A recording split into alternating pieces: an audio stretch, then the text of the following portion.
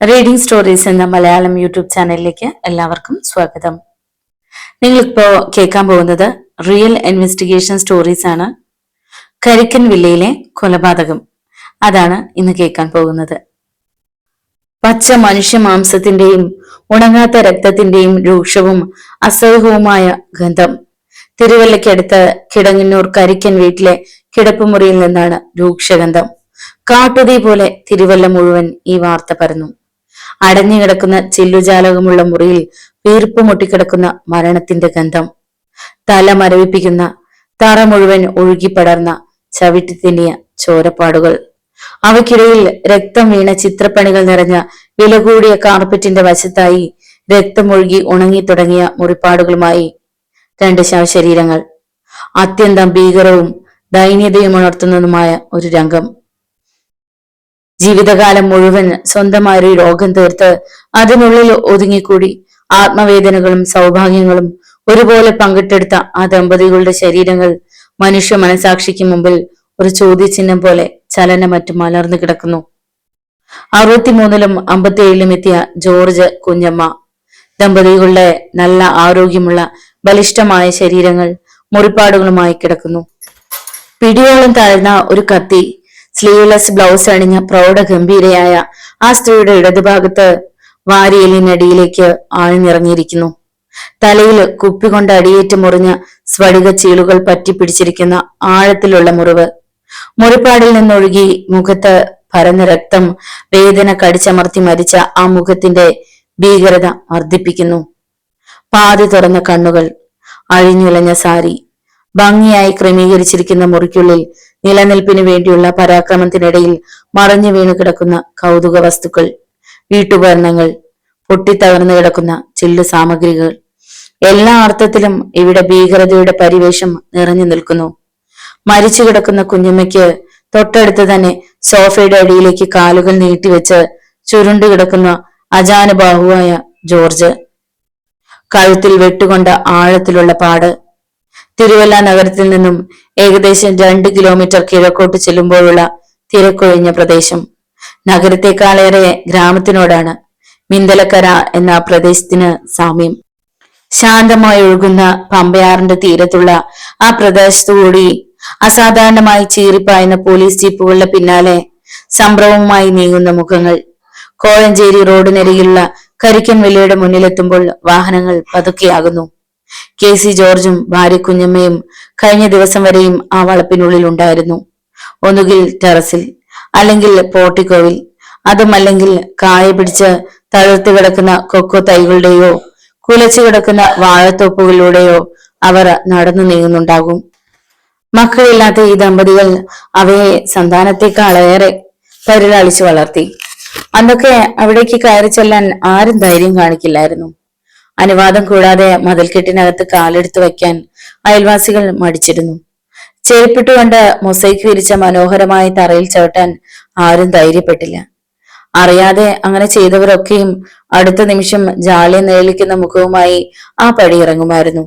അത്രയ്ക്കും ആജ്ഞാഭാവമായിരുന്നു ആ ദമ്പതികളുടെ സ്വരത്തിൽ. അത്രമാത്രം നിയമങ്ങളായിരുന്നു. 2 പേർ മാത്രം താമസിച്ചിരുന്ന വീട്ടിൽ. അവർക്ക് ആരെയും ആവശ്യമില്ല, ആരുടെയും സഹായവും ആവശ്യമില്ല. ആവശ്യത്തിലേറെ പണം കയ്യിലുണ്ട്.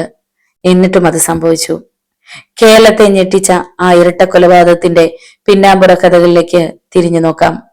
കരിക്കൻ വില്ലയിലെ ജോർജ്, കുഞ്ഞമ്മ ദമ്പതികൾക്ക് ഓർത്ത് വ്യാകുലപ്പെടാനോ ആശങ്കപ്പെടാനോ ഒന്നുമില്ല. കുട്ടികളില്ലാത്ത ആ ദമ്പതികൾ അക്കാര്യത്തിൽ വലിയ ദുഃഖമൊന്നും ഭാവിച്ചിരുന്നില്ല. ആ വീട്ടിൽ നിത്യേന സന്ദർശനം അനുവദിച്ചിരുന്നത് 2 പേർക്ക് മാത്രമായിരുന്നു. പാല് കൊണ്ടുവരുന്ന ഒരു പെൺകുട്ടിക്കും വേലക്കാരി ഗൗരിയമ്മയ്ക്കും. പിന്നിലെ ഗേറ്റിലൂടെ വന്ന് തിരിച്ചു പോകുന്ന ഗൗരിയമ്മയ്ക്ക് മുൻവശത്തെ മുറ്റത്തോ മുറിക്കുള്ളിലേക്ക് കടക്കുവാനോ ഒരു രാത്രി പോലും ആ വീട്ടിൽ കഴിയുവാനോ അനുവാദമില്ലായിരുന്നു. ഇങ്ങനെയൊക്കെയാണെങ്കിലും ഈ ദമ്പതികളുടെ ഏറ്റവും വിശ്വസ്തയായിരുന്നു ഗൗരിയമ്മ. അപ്രതീക്ഷിതമായ ആ കൊലപാതകം ആ ഗ്രാമത്തെ മാത്രമല്ല കേരളത്തെ ആകെ അന്ന് നടുക്കി.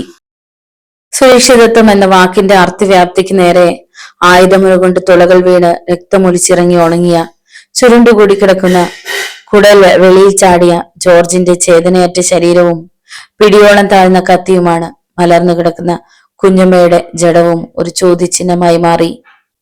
ആരും അധികം അടുത്തില്ലെങ്കിലും ആരെയും ദ്രോഹിക്കാതെ ആർക്കും ശല്യമാകാതെ കഴിഞ്ഞവർ എന്ന നിലയിൽ നാട്ടുകാരുടെ മുഴുവൻ സഹതാപവും അവർക്ക് ലഭിച്ചു. അവർക്ക് ശത്രുക്കളായി ആരെങ്കിലും ഉണ്ടോ എന്ന് നാട്ടിൽ ആർക്കും അറിയില്ല. പിന്നെ ഇത് ആര് ചെയ്തു? പണത്തിനു വേണ്ടി മാത്രമായിരുന്നുവോ? അതോ അതിലും ആഴത്തിൽ വേരൂന്നിയ മറ്റു കാരണങ്ങൾ? പോലീസ് സംഘത്തിനെ കുഴയ്ക്കുന്ന നിരവധി ചോദ്യങ്ങൾ. ബർമയിൽ ഒരു ഉദ്യോഗസ്ഥനായാണ് ജോർജ് ജീവിതം ആരംഭിക്കുന്നത്. രണ്ടാം ലോക മഹായുദ്ധകാലത്ത് കുറെ നാൾ സൈനിക സേവനം നടത്തിയിട്ടുള്ള ജോർജ് 1965 ഭാര്യയുമൊത്ത് കുവൈറ്റിലേക്ക് പോയി. അവിടെ നിന്ന് തിരിച്ചെത്തിയതിനു ശേഷം തിരുവല്ലയ്ക്കടുത്തുള്ള മിന്തലക്കരയിൽ കുറെ വസ്തു വാങ്ങിയാണ് കരിക്കിൻവില്ല എന്ന സൗധം പണിതുയർത്തിയത്. കുറെ നാളുകൾക്ക് ശേഷം ജോർജ് കുവൈറ്റിലേക്ക് മടങ്ങിപ്പോയി. ജോർജ് വീണ്ടും തിരിച്ചു വരുന്നത് വരെ കുഞ്ഞമ്മ ഒറ്റയ്ക്കായിരുന്നു അവിടെ താമസം. കുട്ടികളില്ലാത്ത അവർക്ക് ഏകാന്തത ഇഷ്ടമായിരുന്നിരിക്കാം. ഇതിന്റെ ഫലമായിട്ടാകണം അക്കാലത്ത് കുഞ്ഞമ്മയ്ക്ക് മാനസികമായ ചില പ്രശ്നങ്ങൾ ഉണ്ടായത്. അക്കാലങ്ങളിലൊക്കെ കുഞ്ഞമ്മയ്ക്ക് സഹായത്തിനായി എത്തിയിരുന്നത് ഗൗരിയമ്മയായിരുന്നു. തിരുവല്ല മാഞ്ഞാടി പുതിരിക്കാട്ടിൽ ഗൗരിയമ്മ. അവർക്ക് അന്ന് പ്രായം 56. കുഞ്ഞമ്മയ്ക്ക് മാനസികാസ്വാസ്ഥ്യം ഉണ്ടാകുമ്പോ സ്വർണ്ണാഭരണങ്ങളെല്ലാം വാരി അണിയുന്ന പതിവുണ്ടായിരുന്നു. ആ സമയത്ത് കൂടെ എപ്പോഴും വിശ്വസ്ത ഉണ്ടായിരിക്കണമെന്നും കുഞ്ഞമ്മയ്ക്ക് നിർബന്ധമുണ്ടായിരുന്നു. നിർബന്ധമല്ല, ഒരു തരം വാശി. ആധുനിക രീതിയിൽ വേഷം ധരിക്കുകയും ജീവിക്കുകയും ചെയ്തിരുന്നെങ്കിലും തൊഴുത്തിൽ നിറയെ പശുക്കളെ വളർത്താനും കോഴിയെയും പട്ടിയെയും വളർത്തുന്നതിനും പറമ്പിൽ കൃഷി ചെയ്യുന്നതിനും കുഞ്ഞമ്മ തൽപരയായിരുന്നു. ഈ വക പണികൾക്കായി ഗൗരിയമ്മയുടെ ഇളയ മകൻ സുരേന്ദ്രനും മകൾ രാധമ്മയുടെ ഭർത്തൃ സഹോദരൻ ആനന്ദനും അവിടെ സ്ഥിരം ജോലിക്കാരായിരുന്നു. ജോലിക്കാർക്കൊക്കെ നല്ലത് മാത്രമേ ആ ദമ്പതികളെ കുറിച്ച് പറയാനുണ്ടായിരുന്നുള്ളൂ. 1972 ജോർജ് കുവൈറ്റിൽ നിന്ന് തിരിച്ചു വന്നു. ലക്ഷക്കണക്കിന് രൂപയുടെ സമ്പാദ്യവും അനേകം വിദേശ നിർമ്മിത സാധനങ്ങളും കൊണ്ടുവന്ന ജോർജ് ഒരു പോഷ് ജീവിതത്തിന്റെ മുഖസൗന്ദര്യം ആ ബംഗ്ലാവിന് നൽകി. 5.5 ഏക്കറോളം വരുന്ന പറമ്പ് മുഴുവൻ കൊക്കോയും വാഴയും തെങ്ങും നട്ടു വളർത്താനും അവയെ മക്കളെ പോലെ പരിചരിക്കാനും അവർ മത്സരമായിരുന്നു. എന്തുകൊണ്ടോ ജോർജ് മൃഗങ്ങളെ വളർത്താൻ ഇഷ്ടപ്പെട്ടില്ല. ക്രമേണ ആ മണിമാളികയിൽ ഒരു നായ്ക്കുട്ടി പോലും ഇല്ലാതായി. ചില പ്രത്യേകതരം സ്വഭാവങ്ങൾ വച്ചു പുലർത്തുന്നവരായിരുന്നു ജോർജും ഭാര്യയും. അധികം ആരോടും ഇടപെടില്ലെന്ന് മാത്രമല്ല, ഏറെ യാത്ര ചെയ്യാനോ പുറം ലോകവുമായി ബന്ധപ്പെടാനോ ഇഷ്ടപ്പെട്ടിരുന്നില്ല. അന്യരായ ആരെയും വീട്ടിലേക്ക് കയറ്റാറില്ല. അത്രമാത്രം അടുപ്പമുള്ള ആരെങ്കിലും വന്നാൽ തന്നെ സന്ധ്യയാകും മുമ്പേ അവരെ പറഞ്ഞയക്കും. രാത്രിയിൽ ആരെയും താമസിക്കാൻ അവർ സമ്മതിച്ചിരുന്നില്ല. 6 മണി കഴിഞ്ഞാൽ ബംഗ്ലാവിനകത്തേക്ക് ആരെയും കയറ്റിയിരുന്നില്ല. ഇവർ കൊല്ലപ്പെടുന്നതിന് അല്പനാളുകൾക്ക് മുമ്പ് ഇംഗ്ലണ്ടിലുള്ള അനിയൻ ഭാര്യയുമൊത്ത് ഇവിടെ എത്തിയപ്പോ രാത്രിയാകും മുമ്പ് അവരെ തിരിച്ചയച്ചു. ദമ്പതികൾ 2 കൈത്തോക്കും ഒരു വെട്ടുകത്തിയും ഉറക്കറയിൽ സൂക്ഷിച്ചു വെച്ചിരുന്നു എന്നതിൽ നിന്ന് അവർ മറ്റുള്ളവരെ അവിശ്വസിക്കുകയും ഭയക്കുകയും ചെയ്തിരുന്നുവെന്ന് മനസ്സിലാക്കാം. ജോർജിന്റെ 6 അക്കം കവിയുന്ന സമ്പാദ്യം മുഴുവൻ ബാങ്കിൽ നിക്ഷേപിച്ചിരിക്കുകയായിരുന്നു. അതിൽ നിന്ന് ലഭിക്കുന്ന പലിശയുടെ തുച്ഛമായ ഒരു ഭാഗം കൊണ്ട് അവർ സുഭിക്ഷമായി ജീവിച്ചിരുന്നു. മിക്കപ്പോഴും നഗരത്തിലെ മുന്തിയ ഹോട്ടലുകളിൽ നിന്നും ആഹാരം വാങ്ങിക്കഴിക്കുകയായിരുന്നു അവരുടെ പതിവ്. ഇടയ്ക്കൊക്കെ മദ്യപിക്കുമായിരുന്ന ജോർജ് സ്വന്തം ആവശ്യത്തിനായി ഒരു മിനി ബാർ തന്റെ ബംഗ്ലാവിൽ സജ്ജീകരിച്ചിരുന്നു. സമൂഹത്തിൽ എത്ര ഉന്നതനായാലും കരിക്കൻവെല്ലയുടെ മതിൽക്കെട്ടിനകത്തേക്ക് കയറ്റിയിരുന്നില്ല. പൊതുവെ നല്ല ആരോഗ്യമുള്ള സ്ത്രീയായിരുന്നു റേച്ചൽ. ആണുങ്ങളെക്കാൾ നല്ല ആരോഗ്യമുണ്ടായിരുന്നു അവർക്കെന്നാണ് ഏറ്റവും അടുത്തറിയാവുന്നവർ പോലും പറയുന്നത്. 57 വയസ്സ് പ്രായമുണ്ടെങ്കിലും യൗവനം യാത്ര പറഞ്ഞ് പിരിയാൻ മടിച്ചു നിൽക്കുന്നത് പോലെ. 1980 ഒക്ടോബർ 6. സമയം വൈകിട്ട് 5:30 ആയിരിക്കുന്നു. പതിവ് പോലെ അന്നും കരിക്കൻവെല്ലയുടെ സമീപത്തുകൂടി ചൂളം വിളിച്ച് തീവണ്ടി കുതിച്ചു പാഞ്ഞു. കരിക്കൻവെല്ലയുടെ അടുക്കളയിൽ കുഞ്ഞമ്മയും വേലക്കാരി ഗൗരിയമ്മയും. പിറ്റേന്ന് രാവിലെ നേരത്തെ എത്തണമെന്ന് കുഞ്ഞമ്മ ഗൗരിയമ്മയെ ഓർമ്മിപ്പിക്കുന്നു. അപ്പോഴാണ് മുറ്റത്തൊരു കാർ വന്നു നിന്നത്. ശബ്ദം കേട്ട കുഞ്ഞമ്മ അതാരാണെന്ന് അറിയാനായി അങ്ങോട്ട് പോയി. മദ്രാസിലെ മോനാ, ജോർജ് ചായന്റെ കൊച്ചമ്മയുടെ മകളുടെ മകനാ, മദ്രാസിൽ പഠിക്കുക എന്ന് പറഞ്ഞ് കുഞ്ഞമ്മ തിരിച്ചെത്തി. 4 പേരുണ്ടായിരുന്നു അവർ. വന്നവർ ജോർജുമായി സംസാരിച്ചിരിക്കുകയുമാണ്. കുഞ്ഞമ്മ ഗൗരിയോട് കാപ്പി തിളപ്പിക്കുവാൻ ആവശ്യപ്പെട്ടെങ്കിലും അവർ കാപ്പി തിളപ്പിക്കുവാനായി അടുക്കളയിൽ കയറിയപ്പോ ഗൗരി പൊയ്ക്കോളൂ, ഞാൻ കാപ്പി തിളപ്പിച്ചോളാം എന്ന് പറഞ്ഞ് കുഞ്ഞമ്മ ഗൗരിയമ്മയെ പോകാൻ അനുവദിച്ചു. പതിവ് പോലെ പിൻവാതിലൂടെ ഗൗരിയമ്മ സ്വന്തം വീട്ടിലേക്ക് പോയി. പിറ്റേ ദിവസം രാവിലെ ഗൗരിയമ്മ വന്നപ്പോ പതിവിന് വിപരീതമായി കരിക്കൻവെള്ളിയുടെ അടുക്കള വാതിൽ തുറന്നിട്ടില്ല. ജനലും അടച്ചിരിക്കുന്നു. അരമതിലിൽ ഒരു കുപ്പിപ്പാൽ ഇരിക്കുന്നുണ്ട്. സാധാരണ ജോർജ് മുൻവശത്ത് പേപ്പർ വായിച്ചിരിക്കാറുണ്ടായിരുന്നു. പക്ഷെ അതും കണ്ടില്ല. പലതവണ വിളിച്ചെങ്കിലും ഉള്ളിൽ നിന്നും യാതൊരു ശബ്ദവും കേൾക്കാതായപ്പോൾ ഗൗരിയമ്മ ജനലിലൂടെ മുറിക്കുള്ളിലേക്ക് നോക്കി. ഷോക്കേറ്റതുപോലെയായി ഗൗരിയമ്മ. മുൻവശത്തെ മുറിയിൽ ജോർജും പത്നിയും വെറുതെ നിലത്ത് കിടക്കുന്നതായിട്ടാണ് അവർ കണ്ടത്. രണ്ടുപേരുടെയും മുഖത്ത് പുതപ്പിട്ട് മൂടിയിരിക്കുന്നു. ഗൗരിയമ്മ വാതിൽ തള്ളിയപ്പോൾ അത് തുറന്നു. മുറി നിറയെ കട്ട പിടിച്ച രക്തം. ആ ഭീകര ദൃശ്യം കണ്ട് ഗൗരിയമ്മ പേടിച്ചലറി കരഞ്ഞു. ബഹളം കേട്ട് അടുത്തുള്ള വീട്ടുകാരും ഓടിയെത്തി. ശരീരമാസകലം കുത്തുകൊണ്ട് ഒരു വശം ചെരിഞ്ഞ് ചുരുണ്ടുകൂടി ചലനമറ്റു കിടക്കുന്നു ജോർജ്. കഴുത്തിൽ ഒരു വെട്ടും താടിയിലും കഴുത്തിനു പുറകിലും ശരീരത്തെ ആകമാനവും കുത്തുകളും ഏറ്റിട്ടുണ്ടായിരുന്നു.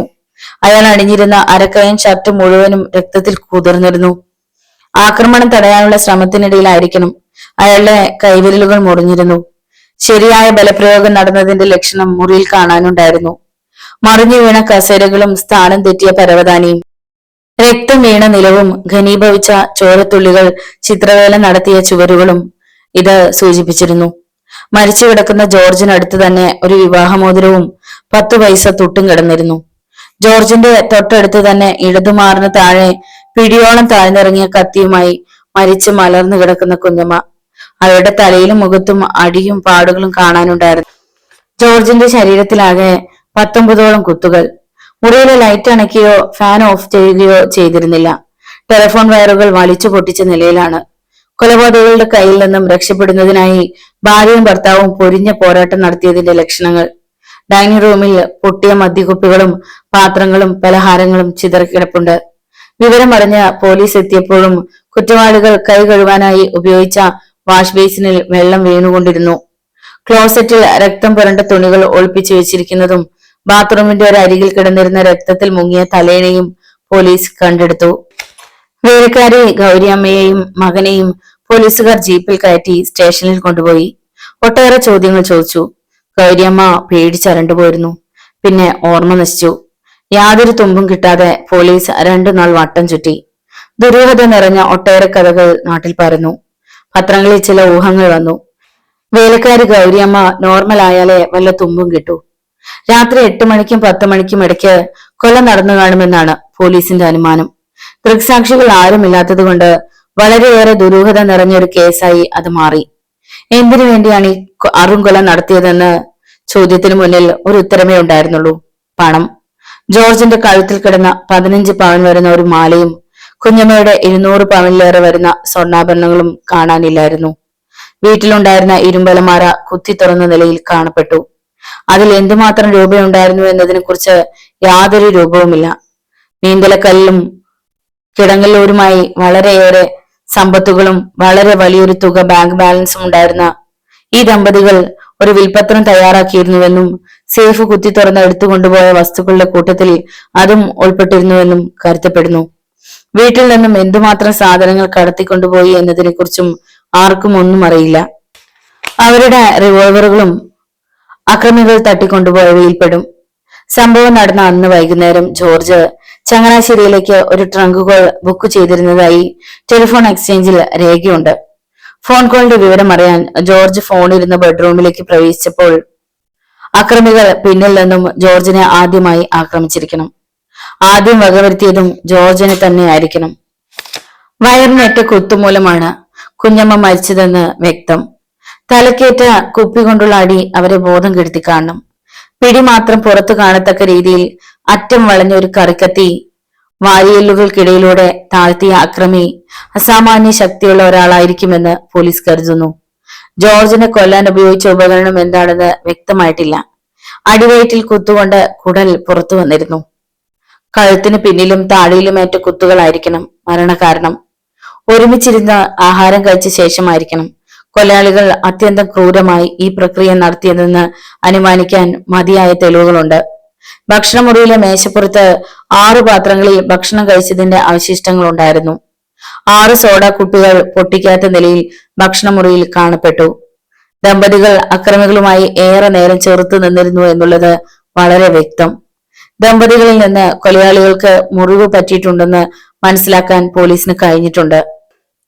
ജോർജിന്റെ ചൂണ്ടുവിരലും മോതിരവിരലും മുറിഞ്ഞത് അയാൾ അക്രമികളിൽ നിന്നും ആയുധം പിടിച്ചു വാങ്ങാൻ ശ്രമിച്ചതിനിടയിലായിരിക്കണം. കൊലയ്ക്ക് ശേഷം കൊലപാതകൾ അവരുടെ ആഭരണങ്ങൾ അഴിച്ചെടുക്കുകയും സേഫ് കുത്തി തുറന്ന് പണവും വിൽപത്രവും അപഹരിക്കുകയും ചെയ്തിട്ടുണ്ടാകണം. അതിനുശേഷം ഇരുവരുടെയും മുഖം പുതപ്പിട്ട് മൂടി സാധനങ്ങൾ കാറിൽ കയറ്റി അവർ കടന്നിരിക്കാനാണ് സാധ്യത. മിക്കപ്പോഴും റിവോൾവർ കയ്യിൽ സൂക്ഷിക്കുന്ന സ്വഭാവമുണ്ടായിരുന്ന കുഞ്ഞമ്മ ആക്രമണത്തിനിടയിൽ റിവോൾവർ കൈക്കലാക്കാൻ ശ്രമിച്ചിരുന്നു എന്നതിനുള്ള തെളിവാണ് അവരുടെ വാനിറ്റി ബാഗിൽ പറ്റിയിരിക്കുന്ന രക്തം. അധികം സുഹൃത്തുക്കൾ ഇല്ലാത്തതുപോലെ തന്നെ തങ്ങളുടെ ബന്ധുക്കളുമായും സൗഹൃദത്തിലായിരുന്നില്ല ഭാഗ്യഹീനരായ ഈ ദമ്പതികൾ. ജോർജ് കൊല്ലപ്പെടുമ്പോൾ ജോർജിന്റെ 97 വയസ്സുള്ള അമ്മ ജീവിച്ചിരിപ്പുണ്ടായിരുന്നു. 3 സഹോദരന്മാരും 5 സഹോദരിമാരുമാണ് കുഞ്ഞമ്മയ്ക്കുള്ളത്. ഏറ്റവും ഇളയ പുത്രിയായിരുന്നു കുഞ്ഞമ്മയെന്ന റീച്ചൽ. ഇതിനിടെ പോലീസ് തിരുവനന്തപുരത്ത് നിന്നും ചീഫ്ടൺ ടിപ്പു എന്ന പോലീസ് നായ്ക്കളെ കൊണ്ടുവന്നിരുന്നുവെങ്കിലും അവയ്ക്ക് പരാജയം സമ്മതിക്കേണ്ടി വന്നു. മുറിക്കുള്ളിൽ നിന്നും മണം പിടിച്ച് കാർ പോർച്ച് വരെ ഇറങ്ങിയ ശേഷം വീണ്ടും അവ മുറിക്കുള്ളിലേക്ക് കയറിപ്പോവുകയാണ് ഉണ്ടായത്. പ്രതികൾ കാറിൽ കയറി രക്ഷപ്പെട്ടിരിക്കുന്നതിനാലാണ് പോലീസ് നായ്ക്കൾക്ക് മണം പിടിച്ച് പിന്തുടരാൻ കഴിയാതെ വന്നത്. ഇതിനിടയിൽ ഈ ഇരട്ട കൊലപാതകവുമായി ബന്ധപ്പെട്ടത് എന്ന് സംശയിക്കുന്ന ഒരു കാർ പോലീസ് പിടിച്ചെടുത്തു. കൊല്ലപ്പെട്ട കുഞ്ഞമ്മയുടെ അനിയത്തിയുടെ മരുമകന്റെ വകയാണ് 2363 രജിസ്റ്റർ നമ്പറുള്ള ആ വാഹനം. തമിഴ്നാട്ടിലുള്ള ചിങ്കൽപെട്ട ജില്ലയിൽ താമസിക്കുന്ന അയാളുടെ കാർ എറണാകുളം ജില്ലയുടെ വടക്ക് ഭാഗത്ത് വെച്ചാണ് പോലീസ് കസ്റ്റഡിയിലെടുത്തത്. കൊല്ലപ്പെട്ട ദമ്പതികളുമായി അടുത്ത ബന്ധമുള്ള ആരോ ആണ് കൊല നടത്തിയതെന്ന സംശയത്തിന് ആക്കം കൂടി വരികയാണ്. 1980 ഒക്ടോബർ 6 തിങ്കളാഴ്ച വൈകിട്ട് കാറിൽ വീട്ടിലെത്തിയവരാകാനാണ് കൊല നടത്താൻ സാധ്യത. കരിക്കൻ വില്ലയിൽ കൊല നടന്നിട്ട് 2 ദിവസം കഴിഞ്ഞു. പത്രങ്ങൾ ഈ ഭീകര കൊലപാതകത്തെക്കുറിച്ച് പൊടിപ്പും തൊങ്ങലും വെച്ച് എഴുതി. കരിക്കൻ വില്ലയിലെ ജോലിക്കാരി ഗൗരിയമ്മയുടെ സഹോദരൻ ഗോപാലകൃഷ്ണൻ പത്രവാർത്തകൾ വായിച്ചു. അയാൾ പിന്നെ തിരുവല്ലയ്ക്ക് വണ്ടി കയറി. സഹോദരിയുടെ വീട്ടിലെത്തിയ ഗോപാലകൃഷ്ണൻ അവരെ ഒറ്റയ്ക്കൊരു മുറിയിലിരുത്തി സമാധാനിപ്പിച്ച് കാര്യങ്ങൾ ഓരോന്ന് ചോദിച്ചു. ആങ്ങളയോട് ഗൗരി നല്ല ഓർമ്മയോടെ മദ്രാസിലെ മോൻ വന്ന വിവരം പറഞ്ഞു. ആദ്യമായാണ് ഗൗരി ഇങ്ങനെ ഒരു വിവരം പുറത്തുവിടുന്നത്. ഗോപാലകൃഷ്ണനാണ് അത് ആദ്യമായി പോലീസിനോട് പറയുന്നത്. ഈ വിവരം വെച്ചുകൊണ്ട് മദ്രാസിലെ മോനെ കണ്ടുപിടിക്കാൻ പോലീസ് ശ്രമം ആരംഭിച്ചു. അന്വേഷണ സംഘത്തിന് സംഭവ സ്ഥലത്ത് നിന്ന് ലഭിച്ച ഒരേ ഒരു സൂചന മുറിയിലെ കട്ടപിടിച്ച രക്തത്തിൽ തെളിഞ്ഞ പുതിയ രീതിയിലുള്ള ഷൂവിന്റെ അവ്യക്തമായ പാടുകളായിരുന്നു. കേരളത്തിൽ ഇത്തരത്തിലുള്ളൊരു ഷൂസ് ആരുടെ കാലിലും കണ്ടിട്ടില്ല. കേസ് അപ്പോഴേക്കും പ്രഗത്ഭനായ പോലീസ് ഓഫീസർ സിബി മാത്യു ഏറ്റെടുത്തു കഴിഞ്ഞിരുന്നു. ഈ ക്രൂരമായ കൊല നടത്തിയത് പ്രൊഫഷണൽ കൊലയാളികളാണെന്നുള്ള നിഗമനത്തിലാണ് അതുവരെ അന്വേഷിച്ച പോലീസ് ഉദ്യോഗസ്ഥന്മാരെല്ലാം എത്തിച്ചേർന്നത്. പ്രൊഫഷണൽ കുറ്റവാളികളുടെ വിരലടയാളത്തിനായി അവർ അന്വേഷണം ആരംഭിച്ചു. കരിക്കൻ വില്ലയിലെ ഇരട്ട കൊലപാതകം ചെയ്തത് പ്രൊഫഷണൽ കൊലയാളികളല്ല, ആഡംബര പ്രിയരായ കുറെ ചെറുപ്പക്കാരാകാനാണ് സാധ്യത. സിബി മാത്യു എന്ന പോലീസ് ഓഫീസറുടെ വാക്കുകളായിരുന്നു അത്. ഗൗരിയമ്മയുടെ വൈകി വന്ന മൊഴിയിലെ ഒരു വാചകമാണ് തുടർന്ന് സിബി മാത്യുവിനെ നയിച്ചത്. മദ്രാസിലെ മോൻ എന്ന വാക്ക് കേട്ട സിബി ഉടനെ ചെയ്തത് ജോർജിന്റെയും കുഞ്ഞമ്മയുടെയും ഓരോ ഫാമിലി ട്രീ ഉണ്ടാക്കുകയായിരുന്നു. അതിന്റെ ശിഖരങ്ങൾക്കൊപ്പം നീങ്ങുമ്പോഴാണ് മദ്രാസിൽ പഠിക്കാൻ പോയ കോട്ടയത്തെ ചവണക്കരയിലെ സി ജോർജിന്റെ പുത്രൻ റെനി ജോർജിലെത്തിയത്. പിന്നെ തെളിവുകളുടെ കണ്ണികൾ പെട്ടെന്നിണങ്ങി. അന്വേഷണം കോയമ്പത്തൂർ, സേലം, തൃശ്ശിനാപ്പള്ളി വഴി മദ്രാസിലെത്തി. അവിടെ ഒരു ലോഡ്ജിൽ നിന്ന് റെനി ജോർജിനെയും കൂട്ടാളികളെയും പിടികൂടി. കെനിയക്കാരൻ കിബ്ലോ ദാനിയൽ, മൗറീഷ്യസുകാരനായ ഗുലാം മുഹമ്മദ്, മലേഷ്യക്കാരൻ ഗുണശേഖർ, ഈ 4 പേരെയും സിബി മാത്യുവും സംഘവും അറസ്റ്റ് ചെയ്തു. 4 രാജ്യക്കാർ ചേർന്ന് അയൽ സംസ്ഥാനത്ത് നിന്ന് വന്ന് നമ്മുടെ സംസ്ഥാനത്ത് നടത്തിയ അത്യപൂർവവും ഭീകരവുമായ ഈ കൊലപാതകം മദ്യത്തിനും മയക്കുമരുന്നിനും പണം സംഘടിപ്പിക്കാനുമായിരുന്നു അത്രേ. കരിക്കം വില്ലയിൽ അന്ന് വൈകുന്നേരം മദ്രാസിലെ മോനും കൂട്ടരും 5 മിനിറ്റ് കൂടി കഴിഞ്ഞതിന് ശേഷമാണ് വരുന്നതെങ്കിൽ ഗൗരിയമ്മ ബംഗ്ലാവിൽ നിന്ന് പോയേനെ. അങ്ങനെയെങ്കിൽ മദ്രാസിലെ മോൻ എന്ന പേര് പുറത്തു വരില്ലായിരുന്നു. കേരളത്തെ ഞെട്ടിച്ച സംശയത്തിന്റെ മുൾമുനയിൽ നിർത്തിയ കരിക്കം വില്ല ദമ്പതി വധക്കേസിന്റെ ഗതി മറ്റൊന്നായേനെ. കേരള ജനതയുടെ എല്ലാ സംശയങ്ങൾക്കും അറുതി വരുത്തിയത് മദ്രാസിലെ മോൻ എന്ന പേരിലായിരുന്നു. കൊലയാളികളെ അറസ്റ്റ് ചെയ്തതിനു ശേഷമുള്ള കുറെ നാളുകൾ ഗൗരിയമ്മയ്ക്ക് ഭീതിയുടെ നാളുകളായിരുന്നു. സത്യം പറയാതിരുന്നാൽ കെട്ടുകണക്കിന് നോട്ട് കൊടുക്കാമെന്ന് പറഞ്ഞ് പലരും ഗൗരിയമ്മയെ സമീപിച്ചു.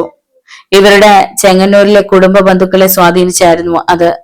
പ്രതികളിൽ ഒരാളായ നീഗ്രോ വംശജനായ കെനിയക്കാരൻ കിബ്ലോ ദാനിയലിന്റെ കറുത്തിരുണ്ട ഭീകര രൂപവും സ്പ്രിങ് പോലെ ചുരുണ്ട കാപ്പിരിമുടിയും ഗൗരിയമ്മയ്ക്ക് ഏറെക്കാലം പേടി സ്വപ്നമായിരുന്നു. ചെങ്ങന്നൂരിൽ വെച്ച് പോലീസ് ഒരു പരേഡ് നടത്തി. ഗൗരിയമ്മ കുറ്റവാളികളെ തിരിച്ചറിഞ്ഞു. പിന്നിലേക്ക് മാറി നിന്ന ഗൗരിയമ്മയെ പല്ലി ഞെരിച്ച് കോക്രി കാണിച്ചു കിബ്ലോ ദാനിയൽ. മദ്രാസിലെ മോൻ റെനി ജോർജ് ഭീഷണിപ്പെടുത്താനൊന്നും പോയില്ല. എന്നാൽ ചോദ്യം ചെയ്യാനായി പിന്നീട് റെനിയെ കരിക്കൻവില്ലയിൽ കൊണ്ടുവന്നപ്പോൾ ആളുകൾ മതിലിനപ്പുറം തിക്കി തിരക്കി നിന്ന് എത്തി നോക്കി. റെനിയുടെ നേരെ ആരൊക്കെയോ ശാപവാക്കുകൾ ചൊരിഞ്ഞു. മെലിഞ്ഞ ശരീരപ്രകൃതിയുള്ള റെനി അവർക്ക് നേരെ കോപത്തോട് അലറി. ജയിലിൽ നിന്ന് തിരിച്ചെത്തട്ടെ, കാണിച്ചു തരാം എന്നായിരുന്നു ഭീഷണി. ജയിലിലെ ആദ്യ 6 വർഷം തെല്ലും പശ്ചാത്താപമില്ലാതെ റെനി പഴയതുപോലെ മയക്കുമരുന്നിൽ മുഴുകിക്കഴിഞ്ഞു. ഏറ്റുമാനൂർ വിഗ്രഹമോഷണ കേസിലെ സ്റ്റീഫൻ, ക്യാപ്റ്റൻ ജോസ് ഇങ്ങനെ കുറെ പേർ അന്ന് റെനിയുടെ സഹതടവുകാരായിരുന്നു. പരോളിലിറങ്ങുന്ന തടവുകാർ മയക്കുമരുന്നുള്ള പണം കണ്ടെത്തണം. ഇതായിരുന്നു ജയിൽ പുള്ളികളുടെ കൂട്ടായ്മയുടെ അലിഖിത നിയമം. ഒരിക്കൽ പരോളിലിറങ്ങിയപ്പോൾ റെനിക്കായിരുന്നു ഊഴം. ഇതിനിടെ കരിക്കൻവില്ല സംഭവത്തെ പശ്ചാത്തലമാക്കി തിരുവല്ലയിലെ ഒരു സിനിമാ നിർമ്മാതാവായ മണി മല്യത്ത് മദ്രാസിലെ മോൻ എന്ന പേരിൽ ഒരു സിനിമ എടുത്തിരുന്നു. മോഹൻലാൽ നായകനായുള്ള ആ ചിത്രത്തിൽ ഇപ്പോഴത്തെ സംവിധായകൻ തമ്പി കണ്ണന്താനവും അഭിനയിച്ചിരുന്നു. ശശികുമാർ ആയിരുന്നു സംവിധായകൻ.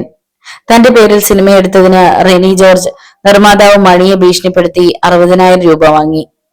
പരോൾ കഴിഞ്ഞ് തിരിച്ച് ജയിലെത്തിയപ്പോൾ അതിൽ 30,000 രൂപ ഒരു ജയിൽ ഉദ്യോഗസ്ഥൻ ബലമായി തന്നെ വാങ്ങിച്ചെടുത്തു. 1987 പരോളിൽ ഇറങ്ങിയത് തിരുവല്ലയിൽ തന്നെയുള്ള ഒരു സഹകരണ ബാങ്ക് കൊള്ളയടിക്കാൻ ജയിലിൽ വെച്ച് കൃത്യമായി പദ്ധതി ഒരുക്കിയിട്ടാണ്. പൂജപ്പുര സെൻട്രൽ ജയിലിൽ നിന്ന് നേരെ വീട്ടിലെത്തിയ റെനി സേഫ് തകർക്കാനുള്ള ഗ്യാസ് കട്ടറും മറ്റും സംഘടിപ്പിച്ചു. പ്ലാൻ പോലെ കാര്യങ്ങൾ നീങ്ങവേ ഒരു നാൾ താടി നീട്ടി വളർത്തിയ ഒരു മനുഷ്യൻ റെനിയെ തിരക്കിയെത്തി. തന്നോടൊപ്പം ഒരിടം വരെ വരണം, വളരെ അത്യാവശ്യമുള്ള ഒരു കാര്യത്തിനാണ്. ഏതോ കൊള്ളയ്ക്കോ കൊലപാതകത്തിനോ തന്നെ കൂടി പങ്കാളിയാക്കാനായിരിക്കുമെന്ന് റെനി ജോർജ് ഉറപ്പിച്ചു. അയാളുടെ ചുണ്ടിൽ ചെറുപുഞ്ചിരി മിന്നിമറഞ്ഞു. ഏറെ ക്ലേശിക്കാതെ കുറെ പണം വന്നു ചേരാൻ പോകുന്നു. ഉടൻ ആ അപരിചിതനോടൊപ്പം റെനി പോയി. പക്ഷെ സംഭവിച്ചത്, താടിക്കാരൻ റെനി ജോർജിനെ കൂട്ടിക്കൊണ്ടുവന്നത് ഒരു പ്രാർത്ഥനാലയത്തിലേക്കായിരുന്നു. റെനിക്ക് അടങ്ങാത്ത ദേഷ്യമാണ് ആ മനുഷ്യനോട് തോന്നിയത്. എന്നാൽ എന്തുകൊണ്ടോ അവിടെ നിന്ന് ഇറങ്ങിപ്പോകാൻ റെനിക്ക് തോന്നിയില്ല. ആ പ്രാർത്ഥനാ സംഘത്തിൽ ഇരിക്കവേ തന്റെ മനസ്സിൽ എന്തോ പരിവർത്തനം നടക്കുന്നതായി റെനി അറിഞ്ഞു. റോയി എന്നൊരാളായിരുന്നു റെനിയെ കൂട്ടിക്കൊണ്ടുപോയത്. അയാൾ പശ്ചാത്താപ വിവശനായി നടത്തിയ പ്രസംഗമാണ് റെനിയെ ഏറെ ഉലച്ചത്. ഈശ്വര വിശ്വാസത്തിലൂടെ ലഭിച്ച ജീവിത വ്യതിയാനത്തെക്കുറിച്ചുള്ള ആ പ്രസംഗം റെനിയെ അങ്ങേയറ്റം സ്പർശിച്ചു. പിറ്റേ ദിവസം റെനി അവിടെ പോയി പ്രാർത്ഥനയിൽ പങ്കെടുത്തു. ആ യോഗത്തിൽ പൊട്ടിക്കരഞ്ഞ് തന്റെ കുറ്റങ്ങൾ റെനി ഏറ്റുപറഞ്ഞു. പുതിയ ജീവിതം നയിക്കാൻ തീരുമാനമെടുക്കുകയായിരുന്നു. പരോൾ കഴിഞ്ഞ് കൊള്ളമുതലുമായി എത്തുന്ന റെനിയെ കാത്തിരുന്ന ജയിലിലെ ഉറ്റ സുഹൃത്തുക്കൾ ബാഗിൽ ഒരു ബൈബിൾ മാത്രം കണ്ട് ക്ഷോഭിച്ചു. റെനി ആകട്ടെ അത് കണ്ട് മന്ദഹാസം തൂകി. തന്റെ മാനസാന്തരത്തെക്കുറിച്ച് റെനി ജയിലിലെ കൂട്ടുകാരോട് വിവരിച്ചു. യാദൃശ്ചികമായി റോയി എന്ന ചെറുപ്പക്കാരൻ തന്നെ കൂട്ടിക്കൊണ്ടുപോയ കഥ. അയാൾ തമിഴ്നാട്ടിലെ ട്രിച്ചിയിൽ ഒരു ചെറുകിട വ്യവസായിയായിരുന്നു. അവിടെ വെച്ച് ഒരു കൊലപാതക കേസിൽ പ്രതിയായി.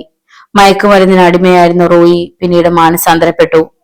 നമ്മളൊക്കെ ഉൾപ്പെട്ട കേസുകളിലെ മുഖ്യപ്രതി നമ്മൾ ആരുമല്ലെന്നും മനസ്സിലാക്കുക. യഥാർത്ഥ പ്രതി മയക്കുമരുന്നാണ്. റെനി ജോർജിന്റെ ഈ വാക്കുകൾ ചില ജയിൽ പുള്ളികളുടെയെങ്കിലും മനസ്സിൽ തട്ടി. പിന്നീട് പരോൾ ചോദിച്ചു വാങ്ങിയപ്പോഴൊക്കെ റെനിയുടെ ഉദ്ദേശം സുവിശേഷ പ്രഘോഷണമായിരുന്നു. 1989 തിരുവല്ലയിൽ നടത്തിയ മദ്യത്തിനും മയക്കുമരുന്നിനുമെതിരെയുള്ള സുവിശേഷ ബോധവൽക്കരണത്തിന്റെ പ്രധാന സംഘാടകൻ റെനിയായിരുന്നു. മദ്യമോ മയക്കുമരുന്നോ ഉപയോഗിക്കില്ലെന്ന് ചടങ്ങിൽ പങ്കെടുത്ത എല്ലാവരും സത്യപ്രതിജ്ഞ ചെയ്തു. തിരുവല്ലയിലെ വിവിധ സഭകളും വിദ്യാലയങ്ങളും സഹകരിച്ചു. സഹകരിച്ച് നടത്തിയ ആ പ്രോഗ്രാമിൽ പല പ്രമുഖ വ്യക്തികളും പങ്കെടുത്തു. റെനി എഴുതിയ ലേഖനങ്ങൾ പല പ്രസിദ്ധീകരണങ്ങളിലും അച്ചടിച്ചു വന്നു. 1992 പരോളിൽ ഇറങ്ങിയ റെനി വിവാഹം കഴിക്കാൻ തീരുമാനിച്ചു. വധു ബഹറിനിൽ നേഴ്സായ മംഗലാപുരം സ്വദേശിനി ടീന. രണ്ടുപേരുടെയും ജീവിതകഥകൾക്ക് സമാനത. ഈ സമാനതയാണ് വിവാഹത്തിന് വഴിതെളിച്ചത്. ഒരു കാലത്ത് ടീന മയക്കുമരുന്ന് അടിമയായിരുന്നു. അവൾ ഈ കൊലയാളി യുവാവിന്റെ മനമാറ്റത്തിൽ പൂർണ്ണ വിശ്വാസം അർപ്പിച്ചു. റെനിയോട് ബന്ധപ്പെട്ട മാനസാന്തര കഥ ഇവിടം കൊണ്ട് തീരുന്നില്ല. സൂര്യനെല്ലി കൊലക്കേസിലെ പ്രതിയായ ഗീതാകൃഷ്ണനെ നമുക്ക് മറക്കാൻ കാലമായിട്ടില്ല. ഗീതാകൃഷ്ണനാണ് ഈ മാനസാന്തര പരമ്പരയിലെ മറ്റൊരു കണ്ണി. സൂര്യനെല്ലി വനത്തിൽ കഞ്ചാവ് കൃഷി നടത്തുകയായിരുന്ന ഗീതാകൃഷ്ണൻ 1984 ഒരു കൊലപാതക കേസിൽ പ്രതിയായത്. തൊടുപുഴ സെഷൻസ് കോടതി ഗീതാകൃഷ്ണനെ മരണശിക്ഷയ്ക്ക് വിധിച്ചതാണ്. പിന്നീട് ഹൈക്കോടതി ശിക്ഷ ജീവപര്യന്തം തടവാക്കി മാറ്റി. തിരുവനന്തപുരം സെൻട്രൽ ജയിലിൽ റെനിയുടെ നേതൃത്വത്തിലുള്ള പ്രാർത്ഥനാ സംഘമാണ് ഗീതാകൃഷ്ണനെ നേർവഴിക്ക് നയിച്ചത്. റെനിയുടെ കൂട്ടുപ്രതികളിൽ ഒരാൾ അന്ന് തിരുവനന്തപുരം സെൻട്രൽ ജയിലിൽ തന്നെ ഉണ്ടായിരുന്നു. ഒരാൾ മദ്രാസ് ജയിലിലായിരുന്നു. മറ്റൊരാൾ ന്യൂഡൽഹിയിലെ തീഹാർ ജയിലിലും. കരിക്കൻ വില്ലയിൽ കൊല നടത്തിയ നേരത്ത് ഈ 4 സംഘം മയക്കുമരുന്നിന്റെ പിടിയിൽ അർദ്ധബോധാവസ്ഥയിലായിരുന്നു. പണം തട്ടുക എന്നതല്ലാതെ കൊല ചെയ്യുക എന്ന ഉദ്ദേശമൊന്നുമില്ലായിരുന്നു. ഇടുക്കിയിലെ മേൽത്തരം കഞ്ചാവിന് പുറം നാട്ടിൽ വൻ വിപണിയുണ്ട്. അത് വാങ്ങി കയറ്റി അയക്കണം. അതിന് മതിയായ പണം കൈവശമില്ല. അപ്പോഴാണ് മോഷ്ടിക്കുക എന്ന ആശയം ഉദിച്ചത്. മദ്രാസിൽ നിന്നും കെനിയക്കാരൻ കിബ്ലോ ദാനിയലും മൗറീഷ്യസുകാരൻ ഗുലാം മുഹമ്മദും റെനി ജോർജും കൂടി പണം സ്വരൂപിക്കാനായി യാത്ര തിരിക്കാൻ തുടങ്ങുമ്പോൾ മറ്റൊരു സുഹൃത്തും സഹപാഠിയുമായ മലേഷ്യക്കാരൻ ഗുണശേഖരൻ ചോദിച്ചു, എങ്ങോട്ടാണ് യാത്ര? കേരളത്തിലേക്കാണ് യാത്ര എന്ന് കേട്ടപ്പോ കേരളം കാണാനായി ഒന്നും അറിയാതെ വണ്ടിയിൽ ചാടിക്കേറി പോന്നതാണ്. അവർ 4 പേരും ഇരവിപേരൂരിലെത്തി. അവിടെയായിരുന്നു റെനിയുടെ അമ്മ വീട്. അവിടെ നിന്ന് പണമോ വിലപിടിച്ച വസ്തുക്കളോ എടുക്കാനായിരുന്നു പ്ലാൻ. പെട്രോൾ ഒഴിക്കാൻ കാർ നിർത്തിയപ്പോ ബന്ധുവീടായ കരിക്കൻവില്ലയുടെ കാര്യം ഓർമ്മ വന്നു. അപ്പോൾ മയക്കുമരുന്നിന്റെ ലഹരി അല്പം കുറഞ്ഞിരുന്നു. കരിക്കൻവില്ലയെ ലക്ഷ്യമാക്കിയായിരുന്നു പിന്നത്തെ യാത്ര. അവിടെ എത്തിക്കഴിഞ്ഞ് എന്ത് ചെയ്യണം, എങ്ങനെ തുടങ്ങണം എന്നൊരു രൂപവുമില്ലായിരുന്നു. വിജനമായ അന്തരീക്ഷം. കരിക്കൻവില്ലയുടെ കാർ പോർച്ചിനടുത്ത് തുറന്നു വെച്ച ബോണറ്റിന് ചുറ്റും നിന്നായിരുന്നു ആലോചന. റിപ്പയറിംഗ് നടത്തുകയാണെന്ന മട്ടിൽ. അപ്പോഴും ഗുണശേഖരൻ ഇതൊന്നും അറിയാതെ പ്രകൃതി സൗന്ദര്യം ആസ്വദിച്ച് നടക്കുകയായിരുന്നു. കുഞ്ഞമ്മ വന്ന് ചായ കുടിക്കാൻ ക്ഷണിച്ചപ്പോഴാണ് അവർ കാറിന് സമീപത്ത് നിന്ന് സ്വീകരണ മുറിയിലേക്ക് പോയത്. അതിനിടയിൽ അല്പം കൂടി ധൈര്യം സംഭരിക്കാൻ കഞ്ചാവ് തറുത്ത ബീഡി ആഞ്ഞു വലിച്ചു. യാതൊരു ഭാവഭേദവുമില്ലാതെ എല്ലാവരും ചായ കുടിച്ചു. പിന്നെ ഇപ്പോഴോ ഭക്ഷണം കഴിക്കാനായി 6 പേരും ഇരുന്നു. ഇതിനിടയിൽ ഗൃഹനാഥൻ ജോർജ് ബെഡ്റൂമിൽ ഇരിക്കുന്ന ഫോണിനടുത്തേക്ക് നടന്നു. ഫോൺ എടുക്കാൻ തുടങ്ങും മുമ്പ് റെനി ടെലിഫോൺ വയർ വലിച്ചു പൊട്ടിച്ചു. പിന്നീട് എല്ലാം പെട്ടെന്നായിരുന്നു. ഇരു കൂട്ടരും ചെറുത്തുനിൽപ്പിന് വേണ്ടിയുള്ള പൊരിഞ്ഞ പോരാട്ടം. ഒടുവിൽ എല്ലാം സംഭവിച്ചു കഴിഞ്ഞിട്ടും കാര്യത്തിന്റെ ഗൗരവം ഇവർ മനസ്സിലാക്കിയില്ല. പക്ഷെ റെനിക്കെന്തോ മനപ്രയാസം. അയാൾക്ക് നേരെ 4 കണ്ണുകൾ തുറിച്ചു നോക്കുന്നത് പോലെ. ഏറെ നേരം അത് കാണാനുള്ള ത്രാണി അയാൾക്കുണ്ടായില്ല. ഉടനെ തുണിയെടുത്ത് 2 മുഖങ്ങളും മൂടിയിട്ടു. പിന്നെ വിസ്തരിച്ച കുളിയും കഴിഞ്ഞാണ് മടങ്ങിയത്. അന്യസ്ഥലത്തേക്ക് രക്ഷപ്പെടുക എന്ന ചിന്തയും വന്നില്ല. കൃത്യമായി മദ്രാസിലേക്ക് തന്നെ പോയി. മദ്രാസിൽ നിന്ന് തന്നെയാണ് ഈ 4 സംഘത്തെ പോലീസ് പിടികൂടിയത്. പിന്നെ തിരുവല്ലയിലെ കോയിപ്പുറം പോലീസ് സ്റ്റേഷനിൽ കൊണ്ടുവന്നു. മാസങ്ങൾക്ക് ശേഷം കോട്ടയം സെഷൻസ് കോടതിയിൽ വൻ പോലീസ് അകമ്പടിയോടെയാണ് വിചാരണ നടന്നത്. പിന്നീട് ഒരു വ്യാഴവട്ടക്കാലം പൂജപ്പുര സെൻട്രൽ ജയിലിൽ തടവിൽ കഴിഞ്ഞു. ജയിൽ ശിക്ഷ കിട്ടി അധികം വൈകും മുമ്പ് റിനിക്ക് കുറെ കത്തുകൾ ലഭിച്ചു. വീരകൃത്യം ചെയ്ത് ചെറുപ്പക്കാരനെ തേടിയെത്തിയ പ്രണയലേഖനങ്ങളായിരുന്നു അവയിലേറെയും. സമൂഹത്തിൽ പടർന്നിരുന്ന വികലമായ ആരാധനകൾക്ക് ഉദാഹരണം. അധികൃതരോട് ബന്ധു എന്ന് കള്ളം പറഞ്ഞ് അനുമതി വാങ്ങി അകത്ത് കടന്ന ചില പെൺകുട്ടികൾ റിനിയെ പരിചയപ്പെട്ടിട്ടുണ്ട്. റിനിയുടെ അപ്പനും അമ്മയും സുവിശേഷ പ്രവർത്തകരാണ്. പഞ്ചാബിലും മറ്റും മിഷൻ പ്രവർത്തനം നടത്തുന്ന അഗാപ്പെ എന്ന സംഘടനയുടെ ജനറൽ കോർഡിനേറ്ററായ പാസ്റ്റർ സി ജോർജ് ആണ് റിനിയുടെ പിതാവ്. കിബ്ലോ ദാനിയലും ഗുണശേഖറും ഗുലാമും ജയിൽ മോചിതരായ ശേഷം അവരവരുടെ രാജ്യങ്ങളിലേക്ക് പോയി. അവന്മാരെ ആരെയും പിന്നെ റിനി കണ്ടിട്ടില്ല. റിനിയും ഭാര്യ ടീനയും ഇപ്പോ ബാംഗ്ലൂർ റോഡിൽ തടവുകാരുടെ മക്കൾക്കായി ഒരു വീട് ഒരുക്കിയിരിക്കുന്നു. അവിടെ ജയിലിൽ കഴിയുന്നവരുടെ 62 കുട്ടികൾക്ക് റിനിയും ടീനയും അച്ഛനും അമ്മയുമാണ്. നാടിനെ നടുക്കിയ ഇരട്ടക്കൊല നടന്ന അതിനു മുമ്പ് ജോർജ് കുഞ്ഞമ്മ ദമ്പതികളുടെ കാലത്ത് ഏറെക്കുറെ നിഗൂഢമായി കിടന്നിരുന്ന ആ ബംഗ്ലാവിന് ഇന്ന് പ്രശാന്തിയുടെ ആത്മീയതയുടെ പരിവേഷം. മക്കളില്ലാതിരുന്ന ആ ദമ്പതികളുടെ സ്വത്തിനെ ചൊല്ലി ഏറെ തർക്കങ്ങളും വിവാദങ്ങളും ഉണ്ടായി. ജോർജിന്റെ സഹോദരങ്ങൾക്കും കുഞ്ഞമ്മയുടെ 3 സഹോദരികൾക്കുമായി സ്വത്ത് വീതം വയ്ക്കപ്പെട്ടു. ജോർജിന്റെ സഹോദരന്റെ കയ്യിൽ നിന്ന് സുവിശേഷ പ്രഘോഷകനായ ഡോക്ടർ KP യോഹന്നാന്റെ നേതൃത്വത്തിലുള്ള ഗോസ്പാൽ ഫോർ ഏഷ്യ പ്രവർത്തകർ ആ വീട് വിലയ്ക്ക് വാങ്ങി. കരിക്കൻ വിലയിലെ പഴയ പശുത്തൊഴുത്താണ് ഇപ്പോൾ ക്രിസ്തീയ ഗ്രന്ഥങ്ങൾ സൂക്ഷിക്കുന്ന ഗോഡൌൺ. തൊഴുത്തിനും വീടിനും ചില അറ്റകുറ്റപ്പണി ചെയ്തതൊഴിച്ചാൽ വീട് പഴയത് തന്നെ. ജോർജ് കുഞ്ഞമ്മ ദമ്പതികൾ മരിച്ചു കിടന്ന മുറിയുടെ ഒരു ജനൽ മിക്കപ്പോഴും തുറന്നു തന്നെയാണ് കിടക്കുന്നത്. ദൈവവചനങ്ങൾ എഴുതിയിട്ടുള്ള കുറേയേറെ കലണ്ടറുകൾ, അടുക്കും ചുറ്റയുമുള്ള ഏറെ സാധനങ്ങളില്ലാത്ത മുറിയുടെ തറയിൽ പഴയ രക്തക്കറ മായാതെ പതിഞ്ഞു കിടപ്പുണ്ട്. പോർട്ടിക്കോയിൽ റെനിയുടെ മുറിവേറ്റ കയ്യിൽ നിന്ന് വീണ രക്തത്തിന്റെ പാടും വർഷങ്ങൾക്ക് ശേഷം മാഞ്ഞിട്ടില്ല. ചോരച്ചാലുകൾ കീറിയ ബംഗ്ലാവ് വിലയ്ക്ക് വാങ്ങാനോ വാടകയ്ക്ക് താമസിക്കാനോ ആളുകൾ മടിച്ചു. കേസ് നടക്കുന്ന കാലത്ത് 6 മാസത്തോളം കരിക്കൻ വില്ല പോലീസ് കാവലിലായിരുന്നു. അതിനുശേഷം 2 കൂട്ടർ കുറച്ചുകാലം വാടകയ്ക്ക് താമസിച്ചു. ഒന്ന് ഒരു പുരോഹിതനും കുടുംബവുമായിരുന്നു.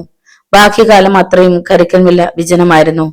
മനോഹരമായ വീട്, നല്ല സൈറ്റ്, എന്നിട്ടും ആൾതാമസമില്ലാതെ കിടന്നു. 1990-ലാണ് ഗോസ്പൽ ഫോർ ഏഷ്യ പ്രവർത്തകർ അത് വാങ്ങിയത്. തിരുവല്ല പ്രദേശത്തെ പ്രായമേറിയവരിൽ ചിലർക്കെങ്കിലും റെനി ജോർജ് എന്ന മദ്രാസിലെ മോനെ, കൊടും ക്രൂരനെ അത്ര വേഗം മനസ്സിൽ നിന്ന് മായ്ക്കാൻ കഴിയുന്നില്ല.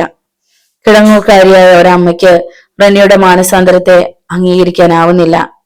കൊല്ലപ്പെട്ട ജോർജിനെയും കുഞ്ഞമ്മയെയും അമ്മാമ്മയ്ക്ക് കണ്ടുപരിചയമുണ്ടായിരുന്നു. അതിനാലാവാം അവരെ നിഷ്കരണം കൊന്ന ആ വികൃതി ചെക്കന്റെയും കൂട്ടുകാരുടെയും ക്രൂരത ആ പഴയ മനസ്സിനെ ഇപ്പോഴും രോഷം കൊള്ളിക്കുന്നു.